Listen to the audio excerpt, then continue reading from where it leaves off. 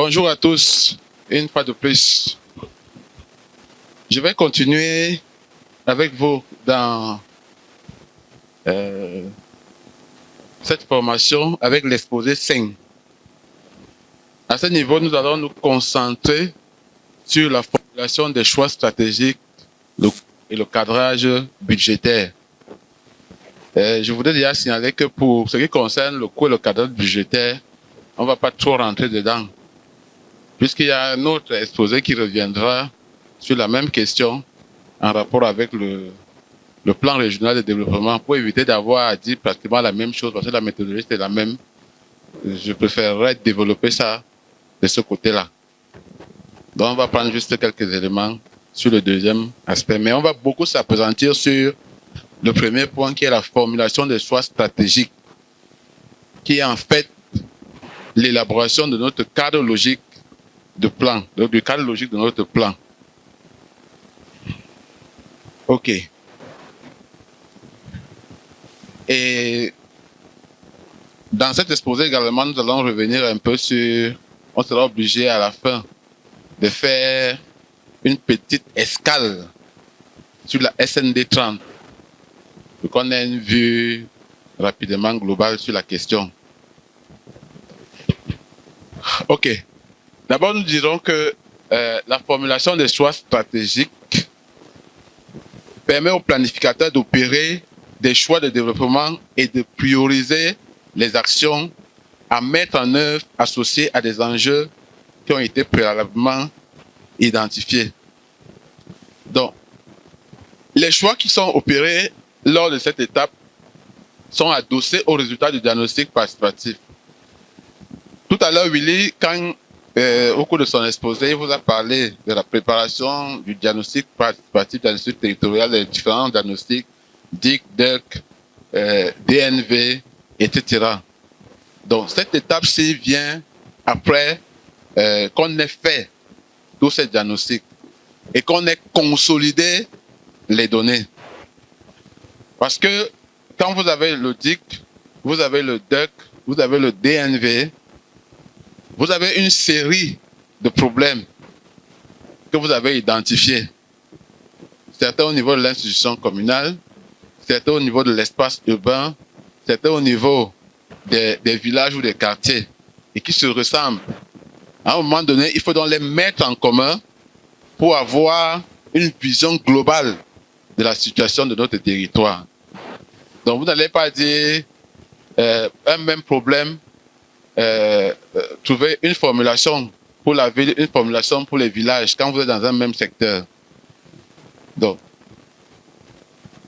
et l'autre chose que je voudrais aussi dire déjà, c'est que en faisant le diagnostic, on le fait par secteur, donc il se fait de manière sectorielle. Ça, c'est très important. Donc, nous sommes donc à la suite de notre diagnostic et comme je disais tout à l'heure, donc l'objectif ici, ils ont pour principal ancrage les orientations stratégiques nationales et sectorielles dont la déclinaison est ainsi assurée au niveau de la commune et des communautés urbaines. Je pense que hier, nous avons pris du temps pour parler de la chaîne PPBS et vous avez compris à quel niveau se trouvent les plans que nous élaborons. Donc les stratégies que nous allons élaborer également doivent pouvoir rentrer dans les stratégies nationales. Il n'est pas question de recréer la roue, mais il est question pour nous de définir quelle est notre contribution à la mise en œuvre ou alors à l'utilisation de la roue qui a déjà été créée. Une meilleure utilisation de la roue qui a été créée, si je peux me permettre l'expression. Donc, la définition de ces choix tient compte des différentes contraintes associées à leur mise en œuvre, notamment les contraintes liées à l'aménagement du territoire et les contraintes financières. Donc, sur le plan de l'aménagement du territoire, les prescriptions en la matière sont formulées dans les outils dédiés de la commune. Donc, nous avons le PLAT, nous avons les PTU, nous avons les postes, nous avons les plans de secteur, les plans communaux de gestion des déchets, etc. doivent être pris en compte et capitalisés tout au long du processus. Donc, il y a un etc. là, parce qu'il y a tellement de documents de planification au niveau communal. Et donc, il y a beaucoup dont on n'en parle pas trop. Par exemple, vous savez que la loi vous a conféré la compétence d'élaborer, par exemple, les plans d'action pour l'environnement. On n'en parle pas beaucoup. Pourtant, ce sont aussi des documents de planification. La loi vous a conféré la compétence d'élaboration des plans communaux d'insertion et de réinsertion professionnelle. Ça aussi, on n'en parle pas beaucoup. Donc, tous les documents de planification que vous avez doivent être fédérés dans ce document-ci. Il faut les prendre en compte. Parce que comme on le disait encore hier, le PCD a cette vocation multisectorielle qui essaie de toucher un peu de tout et mettre tout ça ensemble dans un document unique. Et puis nous avons, sur le plan financier, les analyses doivent permettre d'établir la faisabilité des choix qu'on a envisagés en prenant en considération les ressources mobilisables dans le cadre de l'opérationnalisation du plan. À ce niveau, c'est important de dire une chose.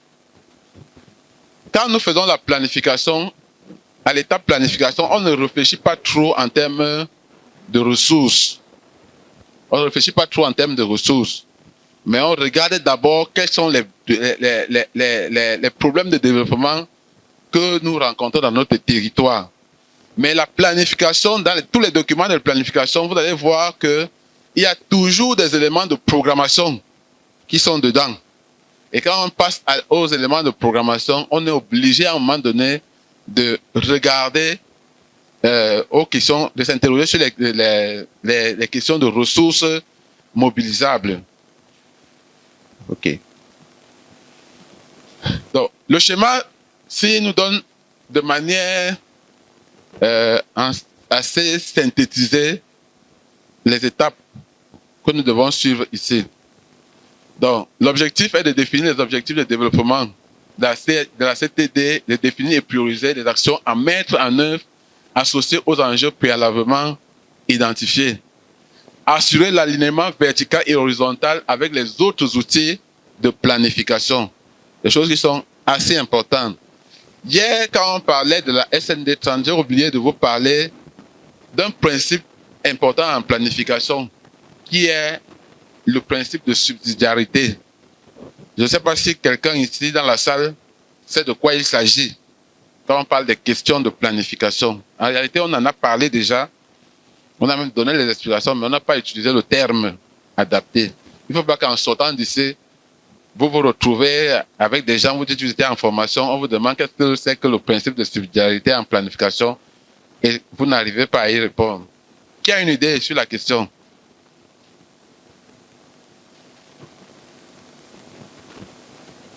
Qui a une idée? Waouh! J'aime souvent désigner les volontaires à des moments, mais je ne sais pas si on désigne un volontaire. On en a parlé de ça. Hein? L'exposé que j'ai fait hier ne traitait que de ça. Quand je parlais de la chaîne PPBS, je n'ai traité que du principe de subsidiarité. Jusqu'à on a fait une entorse, un crochet sur les compétences transférées aux différentes aux communes et aux régions. On a parlé de ça, mais on n'a pas utilisé le terme. Et c'est pour ça que j'ai bien voulu revenir sur ce terme-là. Qui peut s'essayer? Hein, Madame Minépat, ce sont vos choses de Minépat là-bas.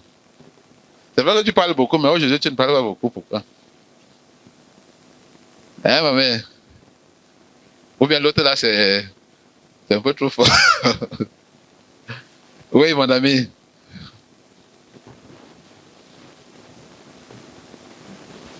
Oui.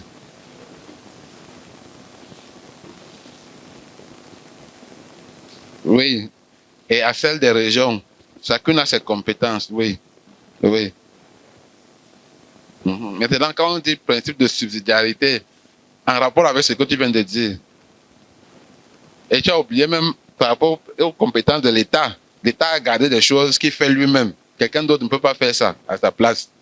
Et quand il t'a même donné la possibilité de faire quelque chose, ça ne l'empêche pas de faire encore ça. Vous savez ça, non?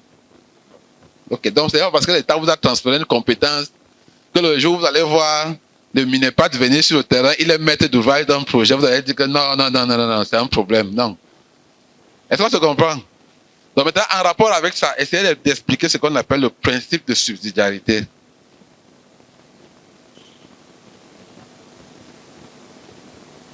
En français facile, moi j'aime le français facile.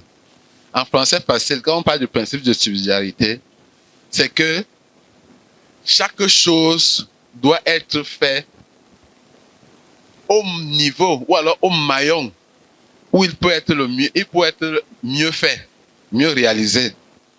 On se comprend un peu. Prenons l'exemple de construction d'un point d'eau.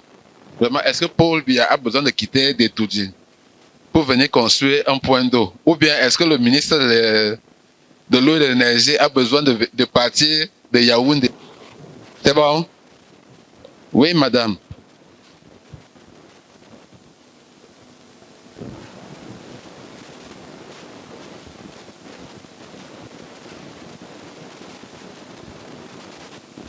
Non, c'est pas ce que j'ai dit.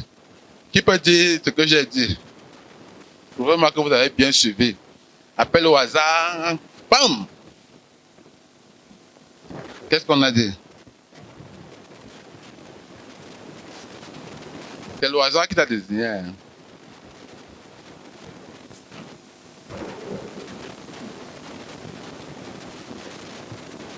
Mhm.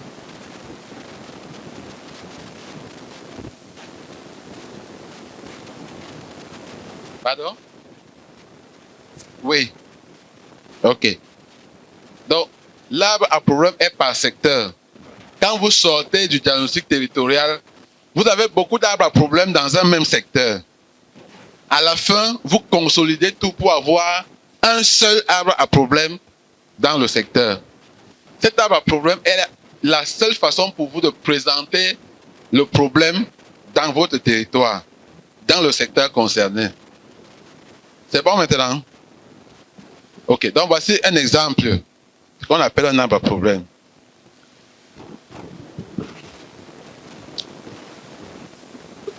Donc, la deuxième étape, c'est qu'on regroupe les objectifs identifiés. Donc là, l'objectif pourrait présenter un niveau de détail plus important. Dès lors, il est nécessaire de regrouper certains objectifs par domaine thématique selon le niveau de similitude. Et à cet effet, il est recommandé de retenir le nombre de regroupements le plus faible possible. Parce que il faut toujours vous dire, on n'aura pas une infinité d'objectifs spécifiques quand on va faire notre cadre logique. Donc, il faut faire les regroupements, regrouper tout ce qui se ressemble, mettre ensemble. Et c'est pour ça que la définition des causes principales est très importante.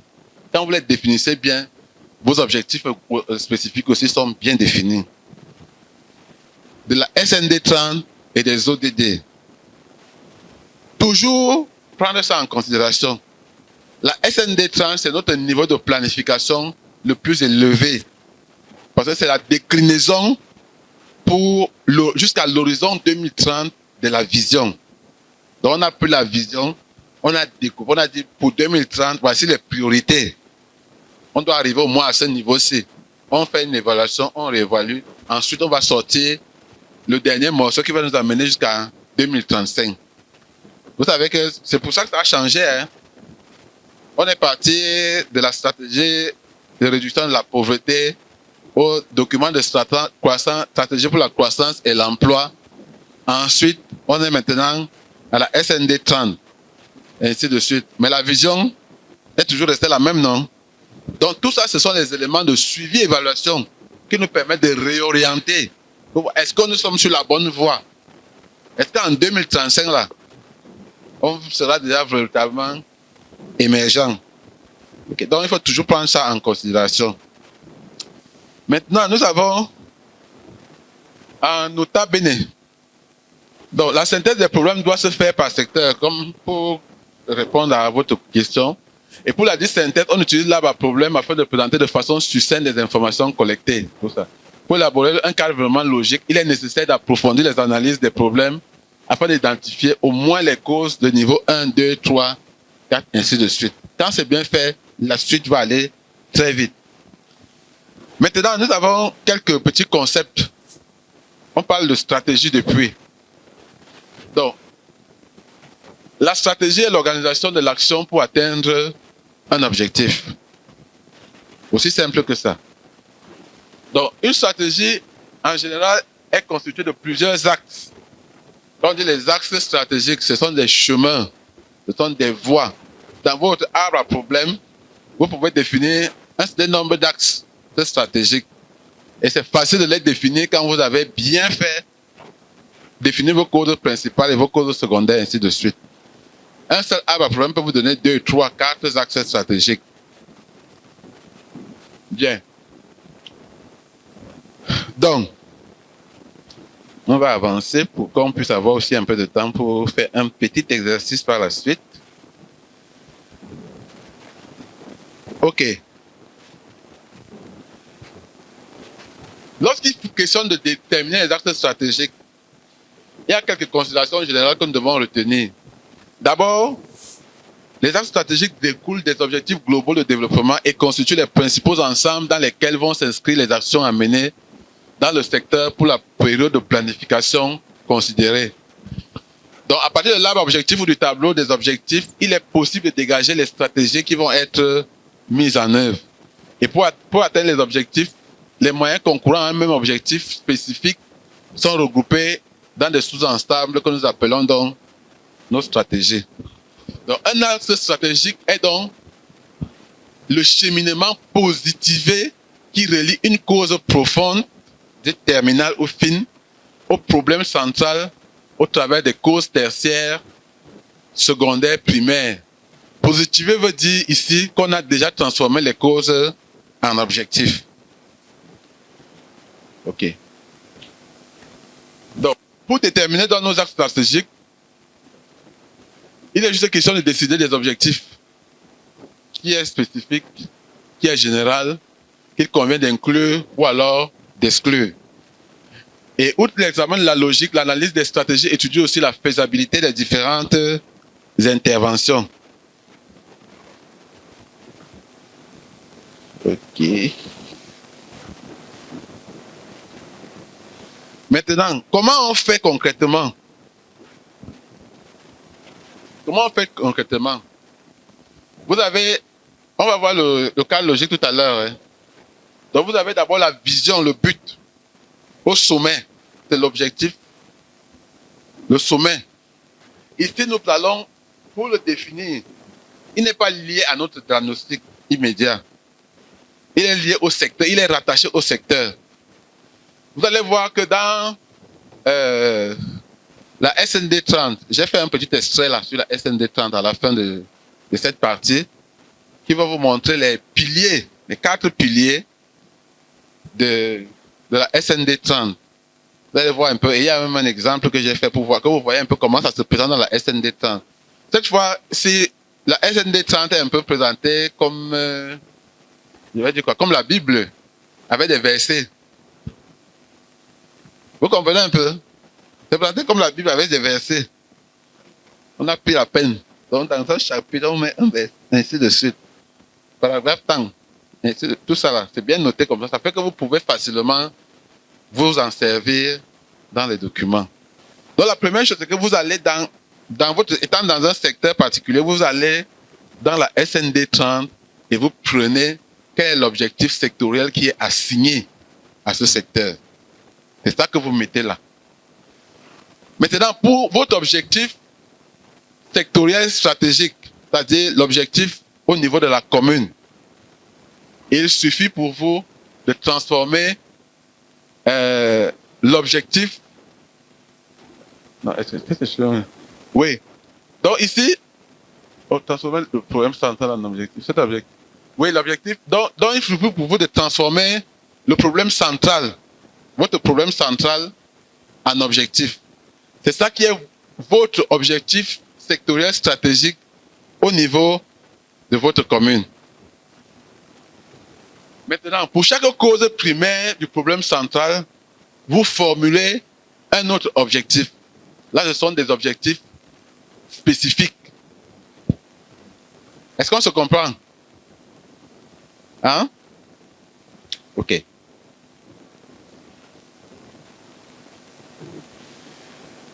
que soit l'objectif de planification, dans votre cadre logique, vous aurez toujours ces 4 niveaux au niveau de votre stratégie. Vous aurez l'objectif global, les objectifs spécifiques, les résultats, les activités. Vous aurez toujours ça. Maintenant, vous attachez ça au but et à la vision globale telle que c'est défini dans la SND 30. Et à chaque niveau, on a les objectifs positifs.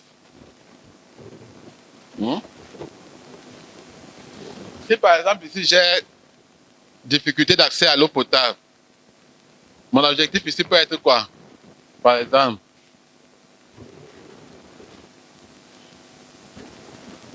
pardon?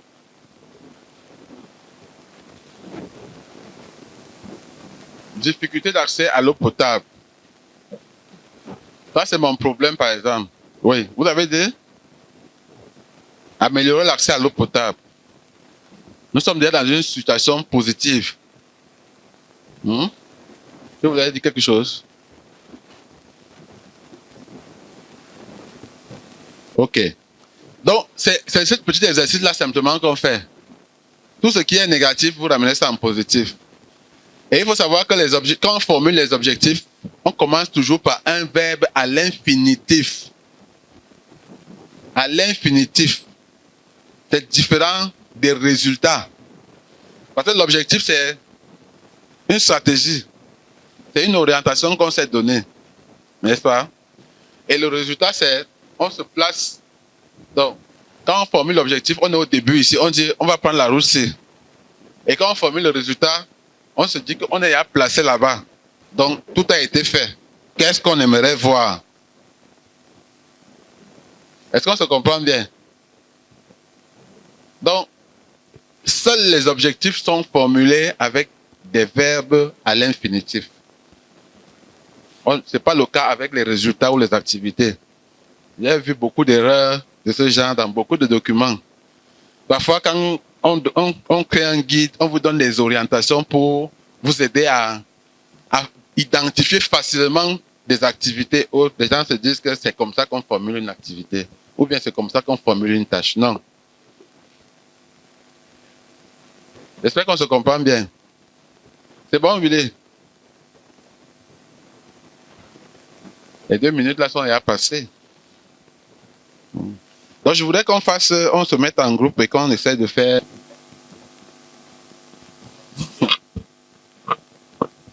Ouais, je suis d'accord avec toi.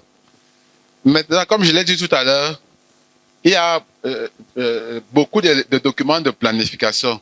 Et ça, c'est l'un d'entre eux. Dont les compétences ont été transférées aux communes. L'État vous a transféré la compétence. Ça ne veut pas dire que vous devez toujours attendre que l'État fasse. C'est vrai que, comme elle me disait, le secrétaire général d'une région, que je suis allé voir l'autre jour, par rapport à une question, c'était en rapport avec l'utilisation du bois légal dans la commande publique.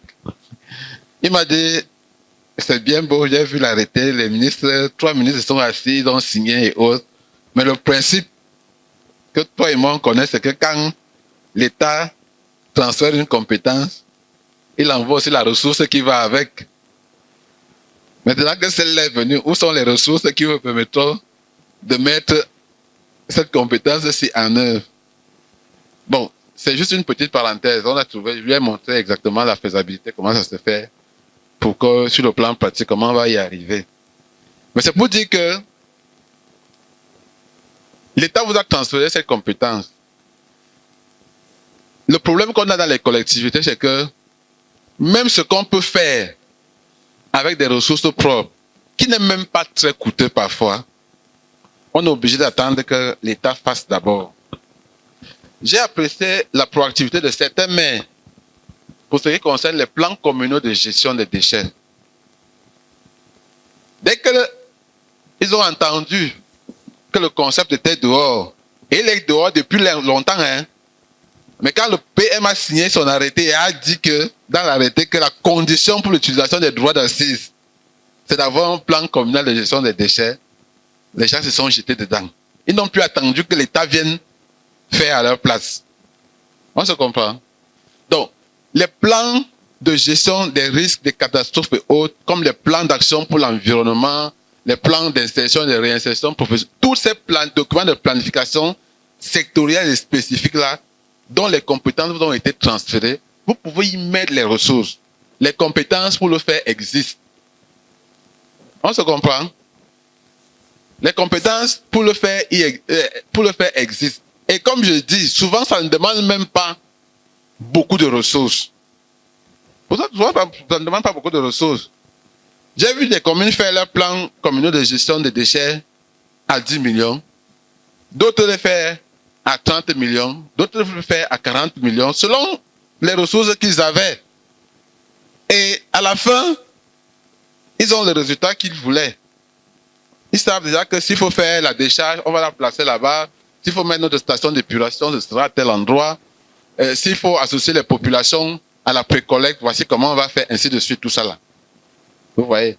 Donc, je suis d'accord avec toi que ce problème existe, mais il faut bien que les communes aussi sachent prendre les devants à un moment donné pour pouvoir le faire. Parce que, comme je dis, on n'est plus comme dans les années 80 ou 90 où certaines compétences manquaient. Les compétences, nous les avons au Cameroun maintenant pour faire un peu de tout, ce que l'État nous a demandé. Et s'il existe, il sera aussi pris en compte ici. Oui. Oui.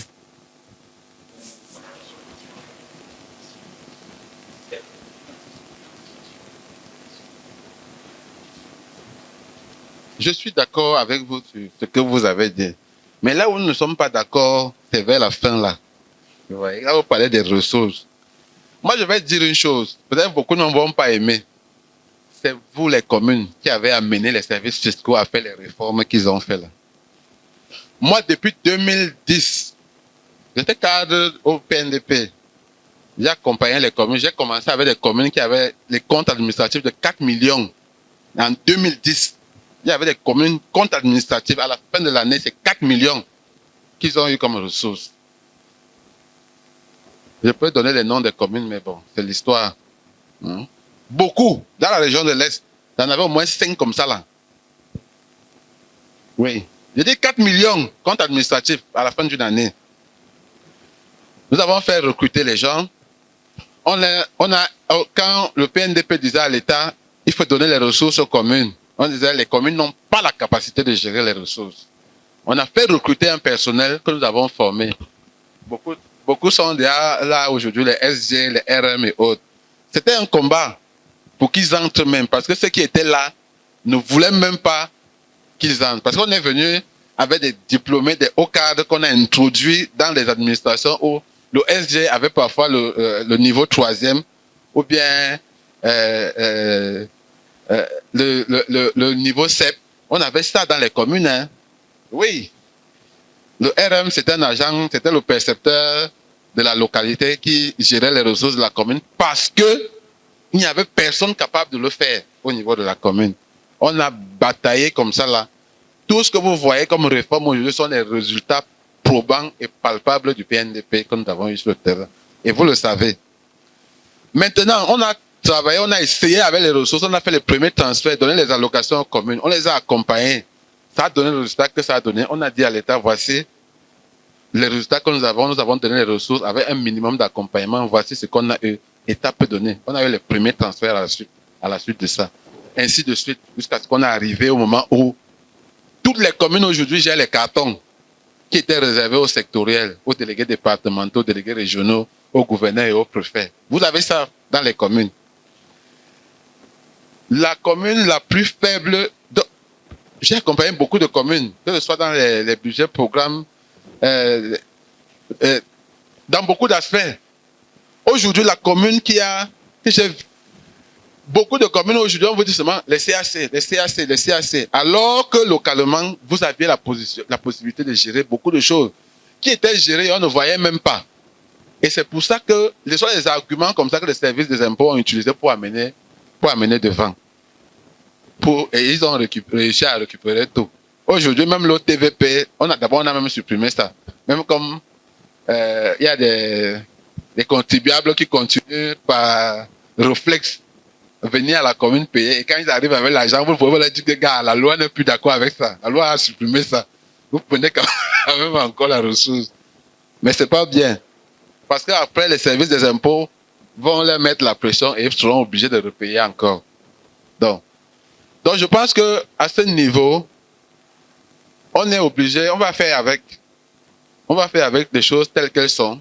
Tout ce que vous devez faire, c'est d'assurer maintenant le suivi. Parce que ce n'est pas parce qu'on a dit que c'est la collectivité, ce sont les services des impôts qui doivent collecter les taxes, que ça veut dire que ce n'est plus votre argent. Et c'est une grosse erreur que beaucoup de communes font. Quand vous les laissez faire, vous dites, ah, on ne peut plus aller recouvrer. Oh, ce sont eux qui recouvrent. Vous croisez les bras et vous les laissez faire. Donc, moi, venir vous donner ce qu'ils veulent. On est d'accord, n'est-ce pas? Ils vous donnent ce qu'ils veulent. Ils vous déclarent ce qu'ils veulent. C'est un peu comme ce que moi je vois souvent avec mes amis dans les forêts communales. Oh, le maire s'est battu corps et âme pour avoir une forêt communale. On lui donne une forêt communale. Après ça, il prend ça, il va dealer avec un exploitant qui lui dit, ok, moi je vais te donner tant. Comme ça, à la fin du mois, de chaque mois, et annuellement, ça va faire tel montant. Et il ne prend aucune mesure pour suivre. Ça fait qu'à la fin d'un mois ou d'un trimestre, quand l'exploitant vient lui dire que je n'ai rien vendu, je n'ai rien eu, ou bien j'ai sorti seulement 10 mètres cubes de bois, voici ce que ça a donné. Il prend ça comme ça là, parce qu'il n'a plus aucune mesure pour exploiter. Donc je pense que c'est bon d'accuser les services de l'État, mais accusons-nous aussi nous-mêmes d'abord. On se parle comme ça là, parce que moi je parle des réalités que je connais et que j'ai vécues, et que vous savez que c'est vrai. Vous savez que c'est vrai. Donc, même quand l'État doit collecter vos taxes, prenez les dispositions pour assurer un suivi. Vous connaissez combien de contribuables vous avez dans votre territoire? Est-ce qu'on a dit que vous ne devez pas les connaître? Ou bien que vous n'avez pas le droit de les recenser? Quand vous avez la situation de vos contribuables, vous savez que tant, tel paye tant, ainsi de suite. Le moment venu, vous allez au service des impôts, vous allez réclamer. Aussi simple que ça. Hein? Moi, j'ai vu beaucoup de communes qui, au niveau des services des impôts, ont désigné un cadre pour le suivi des recouvrements. Et ça a donné. Et ça donne. Oui. Mais très peu de communes font ça. On attend. Bon, je crois que le problème n'est même pas trop à votre niveau. Le problème est souvent aussi au niveau de nos exécutifs. Oui. OK. Donc, comme on n'a pas encore, je crois que je vais continuer avec l'exposé. Et si à la fin on a l'élément, là, on pourra faire l'exercice. Bien. Voyons un peu. Quelqu'un a parlé de SMART tout à l'heure. Il y a un expert dans la salle là qui nous a parlé de SMART. Donc, un bon objectif. OK. On va prendre. On va prendre. Laisse finir une fois avec et puis on va faire l'exercice. Mets dans ma clé ici. Ou bien ça va même. Ça va. Donc, un bon objectif est formulé de manière à transformer une cause négative indésirable du problème en un effet positif qui est une situation satisfaisante. L'objectif spécifie non seulement ce qui doit changer, mais sa proportion en tenant compte des forces et des faiblesses du secteur. Donc, un objectif bien formulé, s'il est SMART, est spécifique, est mesurable, A atteignable, est réaliste, T défini dans le temps. Donc, spécifique, ça veut dire quoi? Il apporte une réponse à l'enjeu identifié. Mesurable, ça veut dire qu'il peut être quantifié à l'aide d'un indicateur. Atteignable, ça veut dire qu'il peut être atteint et est donc raisonnable. Réaliste, il peut être atteint avec les ressources disponibles et mobilisées. Défini dans le temps, il est délimité dans le temps, généralement avec une date butoir pour sa réalisation. Donc, c'est très important. On ne va pas prendre les objectifs qu'on ne peut pas réaliser. Donc, dans tous les documents où on vous parlera des questions d'objectifs, on reviendra sur les questions de SMART. La même chose pour les indicateurs. Donc, quand nous avons nos objectifs, on définit maintenant les résultats qui sont attendus. Donc, le résultat est le produit des activités ou les projets mis en œuvre. L'ensemble des résultats réalise l'objectif spécifique. Donc, sa formulation doit permettre de mettre en évidence le changement obtenu à travers l'intervention réalisée. Par exemple, les populations du village Minko ont accédé à l'eau potable. Voici par exemple une façon de dire. Mais il y en a beaucoup d'autres. C'est que comme j'ai dit en français facile, dites-vous qu'avec le résultat, vous êtes à la fin. Avec l'objectif, vous êtes au début. Vous tracez la route. Avec le résultat, vous vous mettez à la fin, vous dites, j'ai parcouru tout le cheminement. Je suis à la fin. Vous regardez en arrière, qu'est-ce que j'ai fait? Vous vous exprimez. C'est ça le résultat. OK. Donc, les éléments qui sont associés à ces résultats sont, entre autres, les indicateurs, les hypothèses, les sources de vérification. Donc, comme je disais, les indicateurs, ce sont des paramètres objectivement vérifiables permettant d'apprécier une réalité. Donc, les hypothèses sont des facteurs externes qui peuvent influer de manière significative sur la mise en œuvre des actions. Les sources de vérification indiquent d'où et sous quelle forme proviennent les informations. Déjà, beaucoup de gens font souvent la différence entre les deux, l'indicateur et la source de vérification, et le moyen de vérification. La source de vérification et le moyen de vérification, c'est deux choses bien différentes. Ce n'est pas la même chose. On peut prendre quelques exemples. Un moyen de vérification, c'est quoi? Par exemple, on est en train de se former pour la journée. Déroulement des objectifs de la journée. Formation des cadres communaux et sectoriels sur la méthodologie d'élaboration d'un plan communal de développement. C'est notre activité de la journée. Maintenant, nos sources de vérification. D'abord, prenons un peu nos indicateurs, ça peut être quoi en fin de journée? Oui, oui. Nombre de personnes qui ont été formées. Oui. On peut encore avoir quoi? Nous sommes d'abord sur les indicateurs. On peut avoir beaucoup d'indicateurs pour cette activité. Nombre de modules dispensés. On peut encore avoir quoi?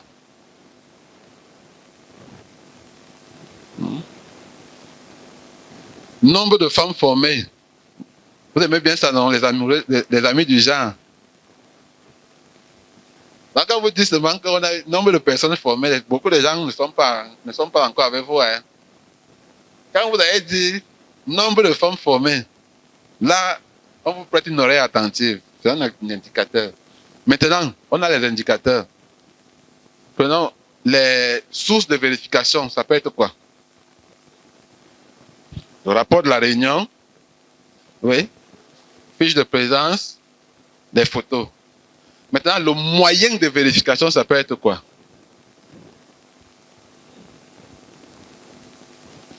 Moyen. Dans moyen, on voit méthode. Méthodologie. Est-ce que vous comprenez la différence? Pardon? Ça peut être l'examen, l'audit. On peut faire peut-être un contrôle au niveau du programme national de formation au métier de la ville. Ça peut être un test de niveau, ainsi de suite. Ça, ce sont les moyens. On se comprend un peu, non? Ça, les moyens de vérification. OK. J'espère que vous n'allez plus faire ces erreurs-là.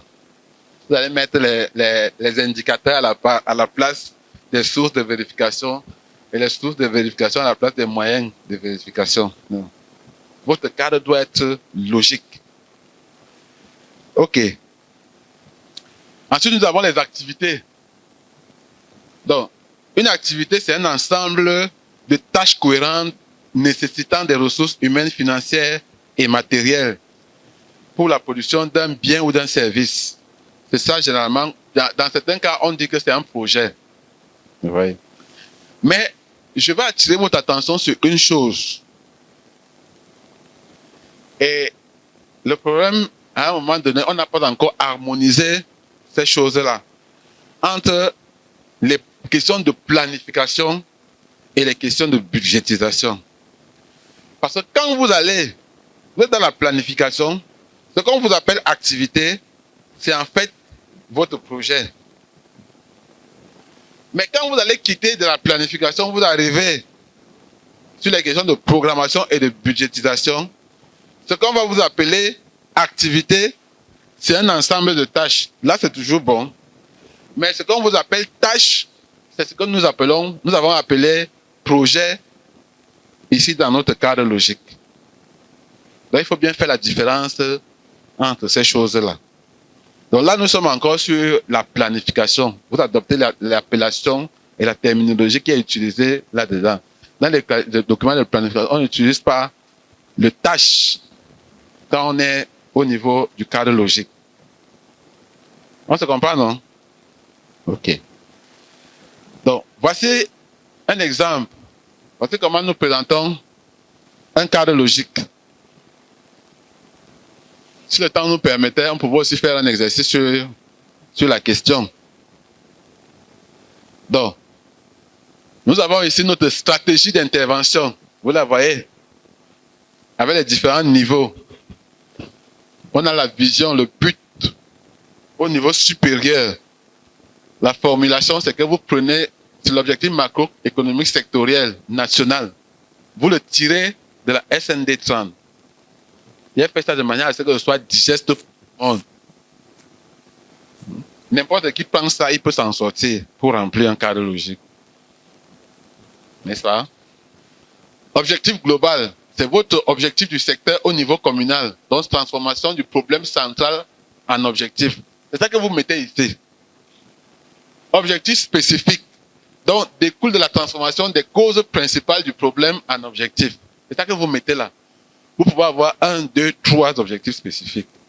Maintenant, les résultats, ce sont les produits attendus des différents objectifs. C'est ça qu'on a ici. Vous pouvez avoir, pour un objectif, vous pouvez avoir 1, 2 résultats. Résultat 1, résultat 2. C'est des exemples. Ce n'est pas pour dire que c'est un seul résultat unique.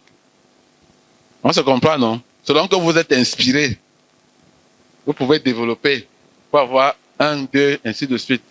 1, 2 résultats, ainsi de suite. Maintenant, quand vous avez fini là-bas, vous tombez donc sur les activités principales, donc vos idées de projet. Pour chaque résultat, on a des activités. Pour chaque résultat, on a des activités. On se comprend, non? Ce n'est pas compliqué. Si c'est compliqué pour quelqu'un nous dire, on a démystifié le cadre logique ici, non? Ou bien c'est encore un mystère tel que c'est présenté là? Hein? Il y a des gens qui ne parlent pas ici depuis. Et ils sont pourtant mes amis personnels. Hein, mon grand? Ça va? Ça va bien? Ça peut aller? Si quelqu'un vient te donner un cadre logique, tu peux apprécier parce que vous êtes là au niveau stratégique dans vos institutions différentes. Quelqu'un vient te présenter un document, tu peux vraiment apprécier pour dire que oui, il est logique, il n'est pas logique. Avec ceci. Donc, maintenant, quand on vérifie, il y a deux logiques qu'on vérifie ici. La logique verticale, comme ceci. Il faut que ce que vous avez prévu ici comme activité soit en cohérence, vous permettre de réaliser, comme on dit, R1. Donc, quand je prends le 1.4, activité, quatrième activité du résultat 1. Quand je regarde le résultat 1, ça doit être en cohérence avec l'activité que je veux mettre ici. Ce n'est pas que ici, là, je dis par exemple, je vais dire quelque chose comme ça au hasard.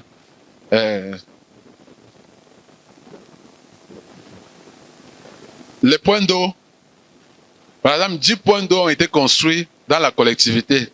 Je prends un truc au hasard comme ça. Et puis ici, là, je viens trouver construction d'une salle de classe. On se comprend? Ça doit être logique comme ça. Donc, l'activité me permet d'atteindre le résultat qui me permet d'atteindre l'objectif spécifique qui me permet d'atteindre l'objectif global et qui me permet de contribuer à la stratégie nationale de développement. C'est bon? C'est bon? Maman, ça va? Ok. Maintenant, nous avons à côté le caractère estimatif des coûts. Ce n'est pas des coûts réels, hein, c'est des estimations. Donc, vraiment, il ne faut pas trop se casser la tête à ce niveau. C'est des estimations parce qu'il faut toujours quantifier, évaluer ce que nous voulons faire, se faire une idée. Au moment de la mise en œuvre, il y a des éléments de maturation qui vont être apportés, qui vont définir le coût réel de la mise en œuvre de chaque activité. Donc, c'est juste des évaluations qu'on met là avec les montants. Maintenant, nous avons nos indicateurs par niveau de stratégie, avec leurs sources de vérification. Nous avons les suppositions, dans les indicateurs qui sont là.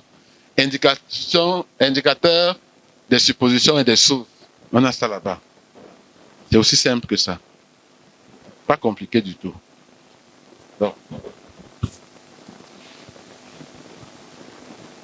il a parlé des différentes logiques. C'est ça que j'expliquais tout à l'heure là. Donc chaque niveau doit permettre, au niveau de la logique d'intervention, chaque niveau doit permettre d'atteindre le niveau qui est supérieur. Ok. Donc, arrêtons-nous un peu sur les hypothèses. Donc les hypothèses sont des facteurs externes qui, à chaque niveau de la première colonne, peuvent influencer l'évolution du projet. Donc, c'est une question, une façon pour nous de prendre en compte la gestion par les risques. Ce n'est pas les mêmes risques qu'on va gérer dans le plan de gestion des risques. Hein. Ça, c'est... On se dit, quels sont les risques sur lesquels le projet n'a pas d'emprise et qui pourraient affecter l'atteinte des objectifs ou des résultats, ou alors la mise en œuvre des activités. Dès lors, on peut dire que les hypothèses répondent à la question de savoir quels sont les facteurs externes sur lesquels le plan n'a pas de prise et qui sont susceptibles d'entraver sa mise en œuvre et sa viabilité à long terme. C'est ça qu'on parle. Donc, c'est des facteurs externes sur lesquels vous réfléchissez et qui peuvent vous empêcher. Par exemple, je veux aménager les routes. Qu'est-ce qui peut m'empêcher d'aménager les routes et que je peux prendre en compte déjà pendant que je suis en train de faire ma planification pour pouvoir anticiper sur ça. Donc, et puis nous avons les moyens et les coûts. Bon, on a parlé des logiques. Maintenant, je veux faire un petit rappel sur la SND 30, comme je l'ai dit tout à l'heure. La SND 30, si vous n'avez pas eu le temps de lire tout le document, sachez qu'il se résume en 4 grands piliers. 4. Nous avons la transformation structurelle de l'économie nationale. Nous avons le développement du capital humain et du bien-être. Nous avons la promotion de l'emploi et de l'insertion économique. Ensuite, nous avons la gouvernance, la décentralisation et la gestion stratégique de l'État. Voici les 4 grands piliers de la SND 30. Donc, quand vous voulez même écrire quelque chose, vous réfléchissez. Est-ce que ça rentre dans l'un de ces piliers? C'est facile de savoir si vous êtes hors sujet ou si vous êtes dans le sujet. Maintenant, nous avons à côté les considérations clés. Elles sont 7 pour les différents piliers.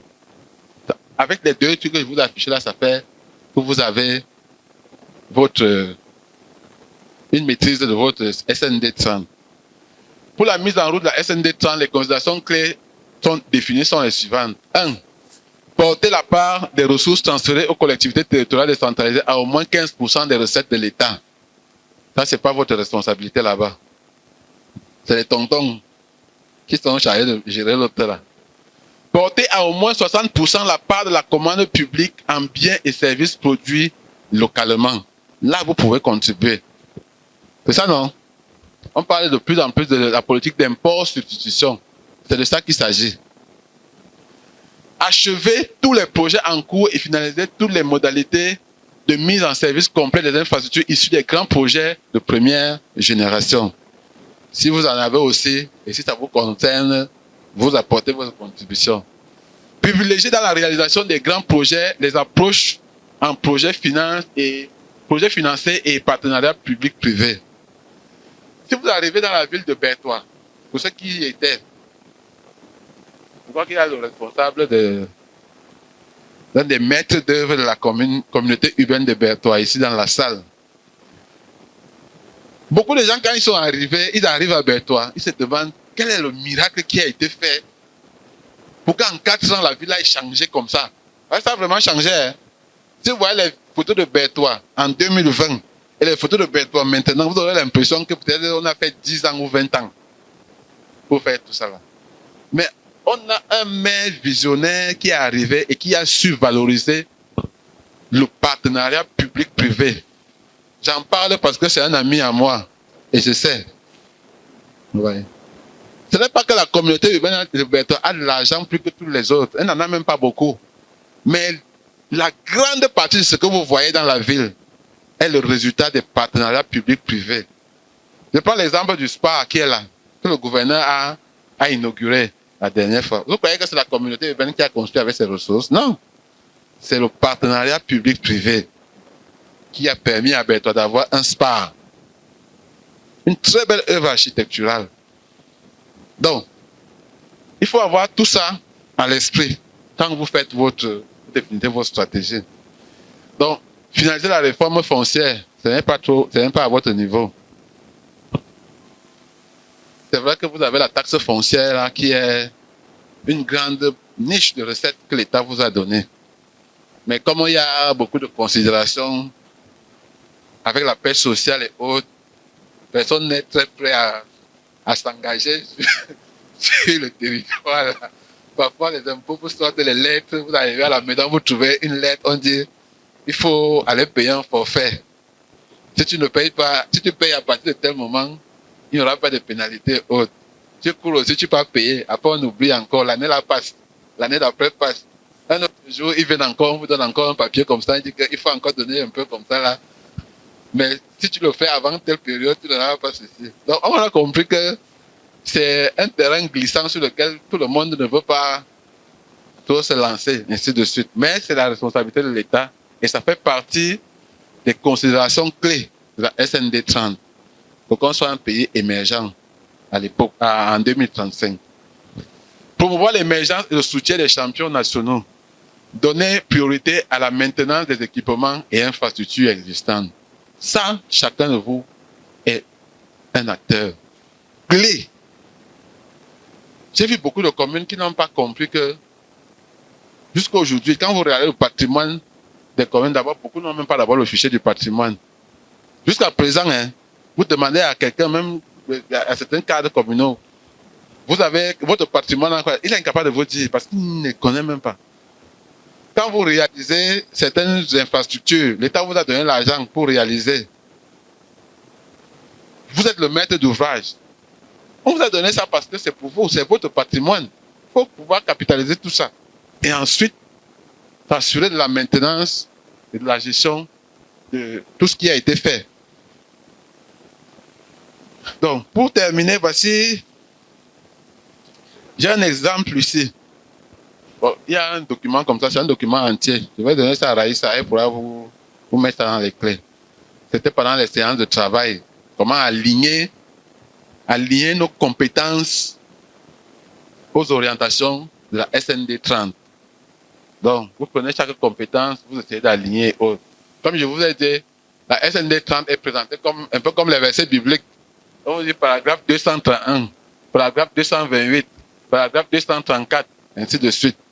Ça vous permet de se référer un peu plus facilement. Donc, je pense que pour ce qui concernait la formulation des choix stratégiques, on va d'abord marquer un petit arrêt à ce niveau pour pouvoir faire un exercice.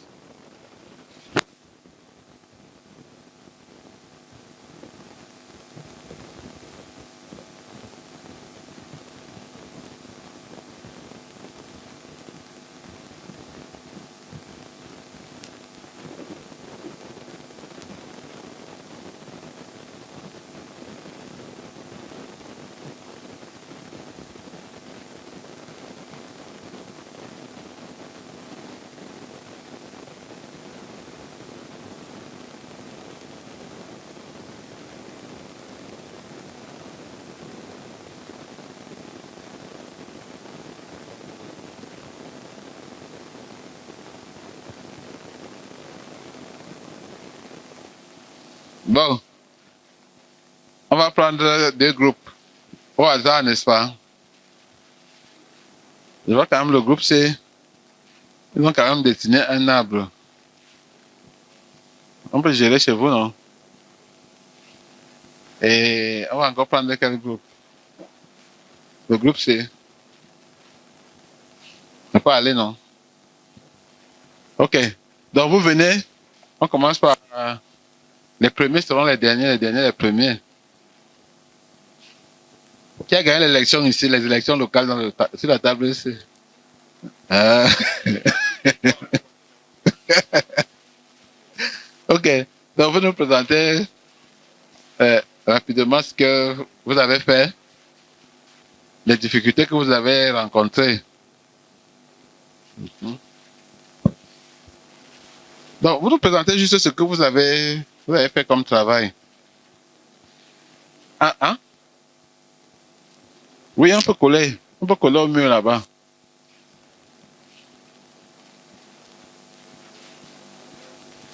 Maintenant, ça c'était un petit exercice que nous avons fait. Le temps imparti n'était pas suffisant.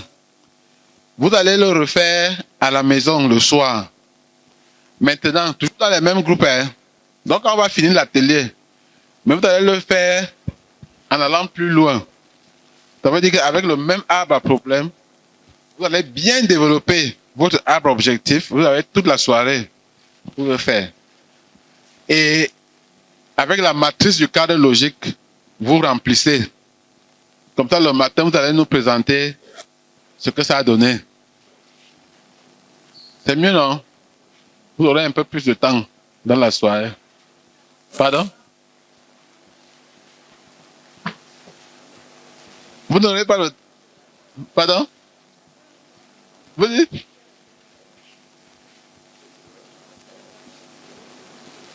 Non, c'est une question de temps. C'est-à-dire que ce que je dis, c'est que après ceci, donc quand on va se séparer à 15h30 là, vous allez prendre ça comme exercice à faire à la maison. Comme par l'école, on demande souvent le devoir, non? Hein? Donc c'est le devoir qu'on vous donne à faire à la maison. Vous tapez souvent les enfants quand ils n'ont pas fait les devoirs, non? Donc vous aussi, on vous donne les devoirs. Donc quand l'enfant va venir avec son cahier le soir pour dire que maman aide-moi ou bien papa aide-moi, vous dites que non, moi-même j'ai d'abord ma part là, laisse-moi je finis d'abord. Après on va voir ta part. Comme ça, demain matin, vous allez restituer ce que vous avez fait. C'est bon de vous exercer sur cette question à fond. Donc, vous allez bien dresser votre arbre à objectif et vous remplissez la matrice du cadre logique. À la maison, c'est pas ici. Et on va corriger le matin. Bon, on leur donne la parole.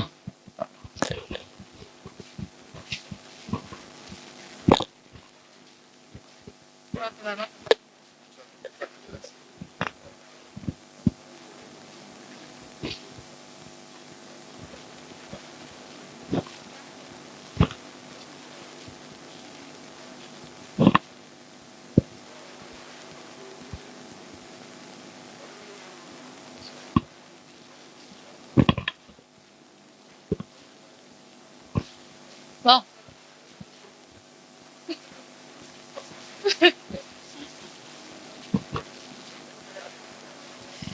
Ok. On va essayer de restituer le travail du groupe qu'on a corrigé. Nous sommes partis le problème central, c'était difficulté à pratiquer une agriculture rentable, difficulté de développement des activités rentables et durables d'agriculture dans la commune. Donc, l'objectif qui a été proposé, c'était améliorer la pratique d'une agriculture rentable dans la commune. Je pense que c'est... Et maintenant, les effets qui seront induits par rapport à cet objectif global, notamment, c'est augmenter le taux d'investissement, améliorer la productivité agricole. Bon, nous n'étions pas d'accord avec le thème rajeunir les plantations. Donc, on a proposé renouveler les plantations. Ensuite, il y avait comme autre effet, augmenter le taux de revenus des familles, ce qui va induire l'amélioration du taux de scolarisation. Et le dernier, c'était pour l'effet relatif au pourrissement des cultures, le groupe avait proposé de transformer les cultures. Mais comme correction, on a proposé plutôt améliorer les techniques de culture agricole. Concernant les causes, donc par rapport à l'objectif global qui est l'amélioration d'une agriculture rentable dans la commune, donc les causes vont être la maîtrise des activités de pré-production à travers la régénération du sol, appuyer les producteurs, soutenir les producteurs et promouvoir l'agriculture par irrigation. On a également la maîtrise des activités de production par le renforcement des capacités des producteurs, la promotion de l'utilisation des engrais organiques. Et le dernier point, c'est la maîtrise des activités post-production par la construction des magasins de stockage, l'ouverture des pistes agricoles et le renforcement des capacités. Voici un peu présenter l'arbre à solution.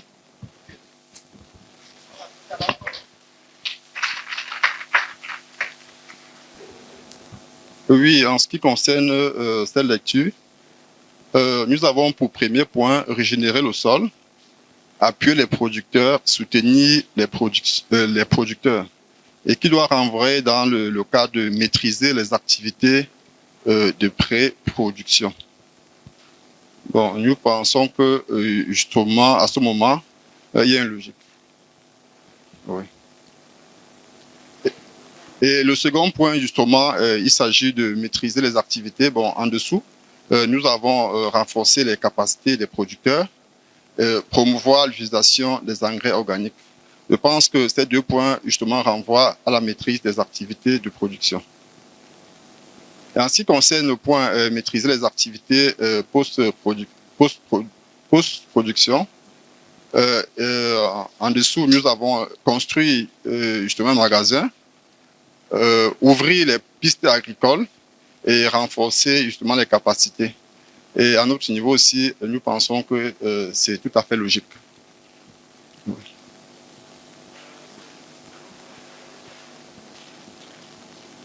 Oui, justement, nous avons à notre niveau, le document est cohérent, puisque tous les points, sauf erreur de notre part, nous constatons une logique justement par rapport à cet arbre des objectifs.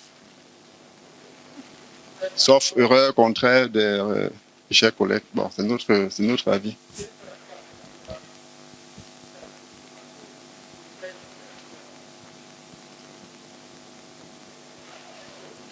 Le travail de ce groupe a consisté à définir comme développer les activités rentables et durables d'agriculture dans la commune. Dans les objectifs spécifiques, ils ont déterminé améliorer le suivi des activités de pré-production. En deuxième objectif spécifique, renforcer les compétences des agriculteurs. Et dans le cadre des activités post-production, ils ont dit améliorer la maîtrise des activités post-production. Et dans les effets aussi, ils ont décliné 3 effets. Améliorer la production agricole, replanter, booster les activités économiques agricoles des familles, traiter les sols et sélectionner les semences de qualité et des qualités bas, améliorer les techniques de culture agricole. Ok, si on passe à la vérification ou à la cohérence, au niveau des objectifs spécifiques, il y a des légères modifications qu'on peut adopter ici. Sur la forme d'abord, améliorer le suivi des activités pré-production. Là, il faudrait qu'on sache d'abord qu'est-ce qui entre dans la pré-production, ce qui n'ont pas décliné ici. Pareil pour le renforcement des capacités. Qu'est-ce qu'on dans quel est le domaine qu'il faut renforcer dans les capacités déclinées ici. Et dans l'amélioration, améliorer les matières, améliorer la maîtrise des activités post-production. Ici, déjà, quand on dit améliorer post-production, on parle déjà de des marchés. Donc, au lieu de mettre, par exemple, améliorer la maîtrise des activités post-agricoles, on aurait pu mettre la recherche des marchés ou alors l'organisation en coopérative pour pouvoir vendre sur le marché. Au niveau du renforcement des compétences, on pourrait par exemple mettre la formation sur les pratiques agroécologiques qu'on pourrait intégrer ici pour pouvoir bien libeller. Au niveau des effets, déjà sur les effets sont des actions et les mettre à l'infinitif démontre déjà que nous sommes repartis dans les objectifs. Donc, améliorer la production agricole. On devrait dire l'amélioration de la production agricole. Replanter. Déjà, c'est un verbe à l'infinitif, alors que c'est une action maintenant. Donc, on aurait dit peut-être replantation. Bon.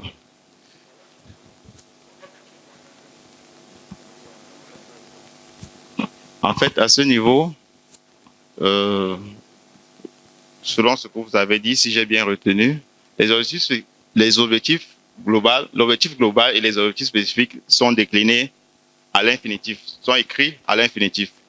Ici, commence par l'infinitif. OK. À ce niveau, dans les effets, au niveau de la forme, dans les effets, ils l'ont écrit à l'infinitif. Ils ont écrit à l'infinitif au niveau des effets, donc des conséquences. OK. Au niveau aussi de booster les activités économiques, on ne voit pas trop le lien entre booster les activités économiques et améliorer le niveau de scolarisation. On ne voit pas trop le lien entre les deux.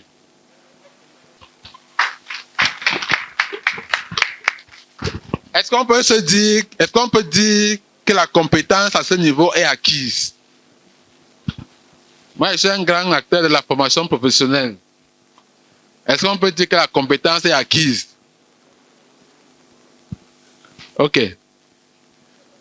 J'avais voulu qu'on aille faire l'autre exercice à la maison, mais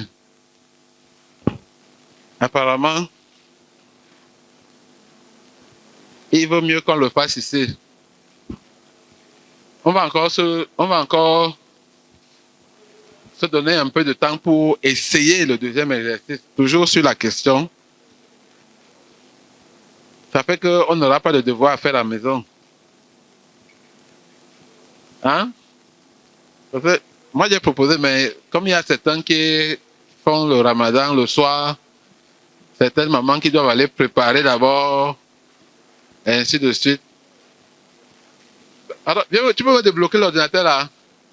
Voyez ça? L'ordinateur.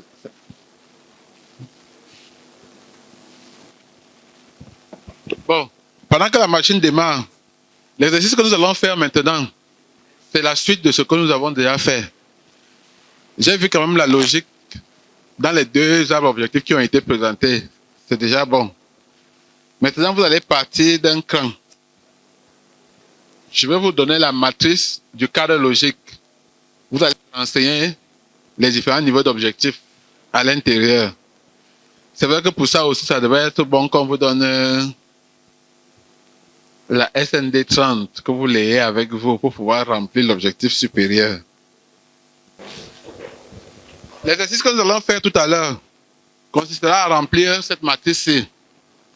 Donc, avec votre arbre objectif que vous avez élaboré là tout à l'heure, et si vous n'avez pas pu finir, ce sera l'occasion pour vous d'aller un peu plus vite, d'évoluer d'un cran, quoi. Donc, vous allez remplir, vous allez dans SND 30, vous trouvez l'objectif là. Ensuite, vous revenez dans votre arbre objectif. Vous formulez l'objectif global, les objectifs spécifiques. Vous formulez les résultats. Et puis, vous remplissez les indicateurs. Normalement, on pourrait vous donner... Je ne sais pas si on va... Tu as un document, une synthèse des besoins que cette commune avait exprimé. Parce que quand vous revenez du terrain, vous avez les besoins qui sont venus des communautés. Oui, qui sont là. Donc, il faut maintenant structurer ça ici pour que ce que les communautés ont demandé puisse se retrouver quelque part. Quand vous êtes dans le secteur de l'agriculture, qu'est-ce qu'ils ont demandé? Et qu'est-ce qui va avec quel objectif? Donc, le cadre logique nous permet de structurer tout ça. Donc, nous sommes là en train de faire une simulation, mais on veut quand même utiliser les données réelles pour que vous puissiez travailler normalement. Donc, ce sera ça l'exercice. On est en train d'imprimer les matrices là pour que chacun puisse avoir ça en main. Vous pouvez remplir directement dessus. En attendant que les documents qui sont allés imprimer arrivent. Donc, sur la base de ceci, je crois que vous pouvez commencer à réfléchir déjà. Donc, voici la matrice du cadre logique que vous avez devant vous.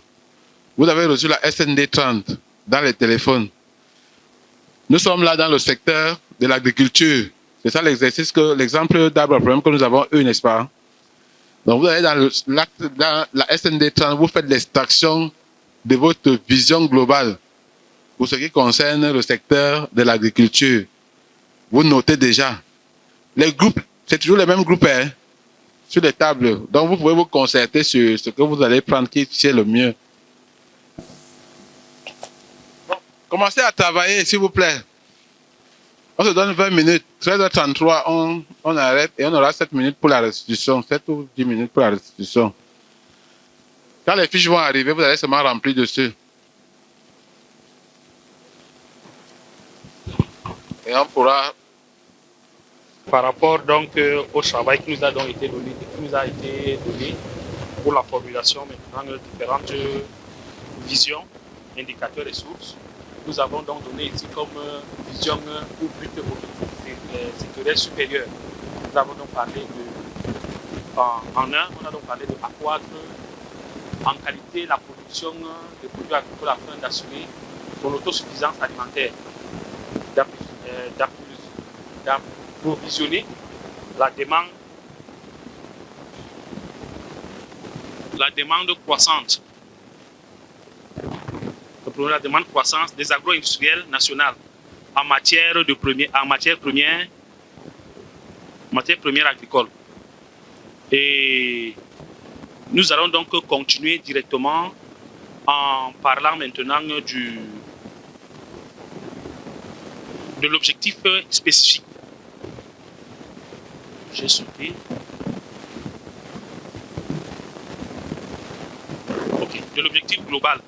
Pour l'objectif global, nous avons donc parlé de l'amélioration des conditions de production et la qualité du sol. Au niveau donc de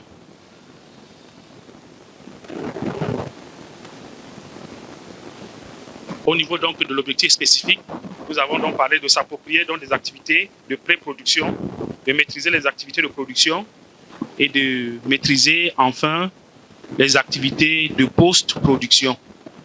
Et comme résultat, on a donc l'augmentation du niveau de production, l'augmentation du niveau d'investissement et enfin, nous avons aussi parlé, on a pris les deux. On s'est donc arrêté sur les deux. Donc, au niveau donc des indications, nous avons parlé de l'augmentation de produits intérieurs bruts. Et comme source, nous avons donc les rapports des sectoriels qui peuvent donc maintenant nous donner donc comme source. Et je pense que c'est là où nous sommes arrêtés afin de voir donc ce que les formateurs vont nous dire.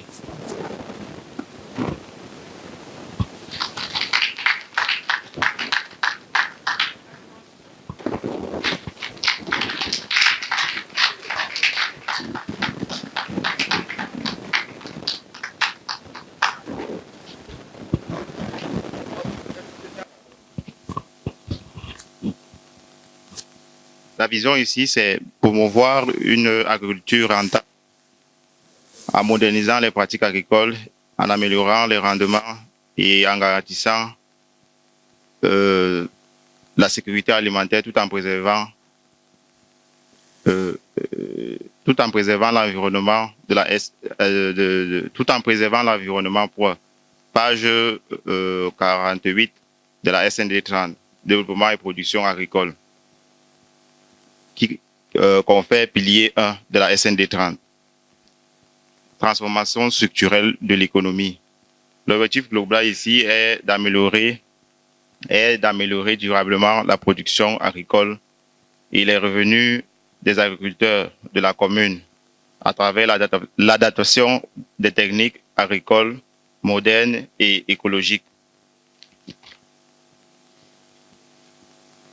Comme objectif spécifique ici, augmenter la production agricole locale par l'introduction des techniques améliorées au changement climatique. Objectif 2, renforcer les capacités des agriculteurs à travers les formations et l'accompagnement technique. Objectif 3, faciliter l'accès au marché et au financement pour garantir la rentabilité des exploitations agricoles.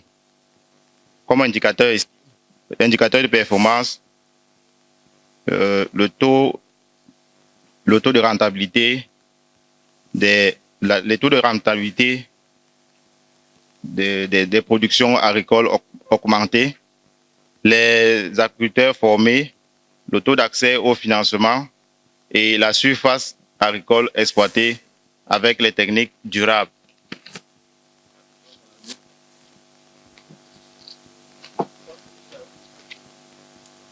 La source de vérification ici, on peut avoir le rapport technique des services comme le MINADER ou l'institution qui porte le projet, les données d'enquête et des rendements agricoles, les études d'impact et le suivi évaluation, le rapport des coopératives ou des institutions financières qui ont financé le projet. Les résultats attendus ici, comme résultat attendu 1, l'augmentation des rendements agricoles et l'adaptation des nouvelles pratiques agricoles. L'augmentation des revenus des agriculteurs, réduisant ainsi la pauvreté, le renforcement de la résilience, la mise en place d'un système durable de commercialisation.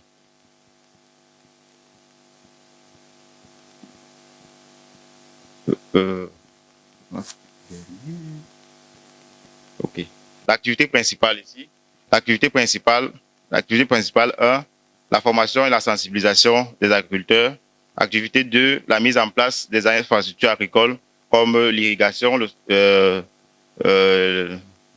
magasins de stockage et la transformation. Activité 3, la distribution des intrants et l'activité pour l'activité 3 par rapport au renforcement de la résilience.